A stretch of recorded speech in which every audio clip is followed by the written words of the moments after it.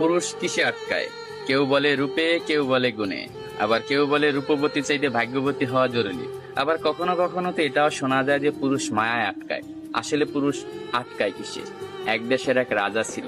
তার এত ধন সম্পত্তি থাকা সত্ত্বেও তার জীবনে মনে হচ্ছে ভালোবাসার অভাব। তাকে একা একা বোধ হচ্ছে। তাই সে আর এক দেশের এক রাজকন্যাকে বিয়ে করে আনলো। বিয়ে করে আনার পরও তার মনে হচ্ছে তার জীবনে ভালোবাসার অভাব। সে আরো একটা বিয়ে করলো, কিন্তু তারপরও তার মনে হচ্ছে জীবনে ভালোবাসার অভাব।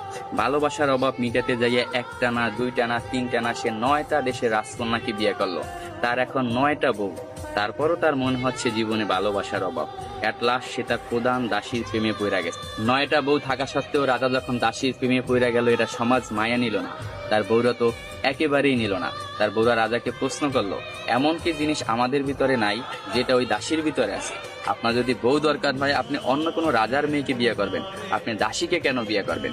তখন রাজা বলল, 9টা বউ থাকা সত্ত্বে আমি রাজা হইয়া দাসীর কেন প্রেমে পড়লাম, এটা শুধু আমি তোমাকে না, পুরো বিশ্বকে দেখাবো। এটার জন্য আমি কালকে বড় একটা অনুষ্ঠানের আয়োজন করা হবো। ওই অনুষ্ঠানে আমি প্রমাণ করাই দেব আমি রাজা হইয়া কেন দাসীর প্রেমে পড়লাম। পরের দিনকে একটা বড় অনুষ্ঠানের আয়োজন করা হলো। ওই অনুষ্ঠানে 10টা থালা ছিল। 10টা থালা 10 রকমের সম্পদ দিয়ে ভরপুর ছিল।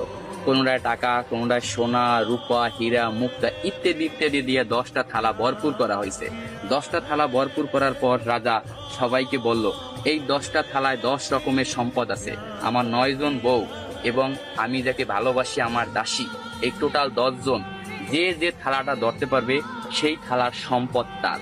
এই কথা শোনার সাথে সাথে তার যে 9টা বউ ছিল দৌড়াইয়া যাইয়া এক একজনে এক একটা থালা ধরলো, কিন্তু তার যে দাসী সে দাঁড়াই ছিল, সে কোনো প্রকার থালা ধরলো না। তখন রাজা প্রশ্ন করলো তার দাসীকে, কি হলো, তুমি সম্পদ কেন ধরলা না? আমি তো বইলাই দিছিলাম যে যে যে থালা ধরতে পারবে সেই থালার সম্পদ তার। তখন দাসী বলল, কে বললো আমি ধরি নাই? আমি তো আমার সম্পদ ধইরেই দাঁড়াই রয়েছি। রাজামশাই, আপনি ভালো করে তাকাইয়ে দেখেন, আপনার জামা আমার হাতে ধরা। আমি আপনার জামা দইরা বইছি। আমার কোনো ধন সম্পদ চাই না, আমি আপনাকে চাই। আমি যদি আপনাকে পাই, এরকম ধন সম্পদের আমার অভাব হবে না। আমি কিছুই চাই না, শুধু আপনাকেই চাই। আমি তাই আপনার জামা দইরা দাঁড়াই রয়েছি। তখন রাজা অস্ত হাসিতে হাইসা পড়লো এবং সবাইকে বলল, দেখো রাজদরবার বাসীরা, তোমরা সবাই দেখো, রাজার 9টা বউ থাকা সত্ত্বেও রাজা কেন দাসীর প্রেমে পড়ছিল। আসলে পুরুষ কখনো টাকা, পয়সা, রূপ, যৌবনের মায়ায় পড়ে না। পুরুষ আটকে যায় নিঃস্বার্থ ভালোবাসা। পুরুষ তাই নিঃস্বার্থ ভালোবাসা। পুরুষকে যে নিঃস্বার্থ ভালোবাসবে, পুরুষ তারই হবে, শুধুই তার।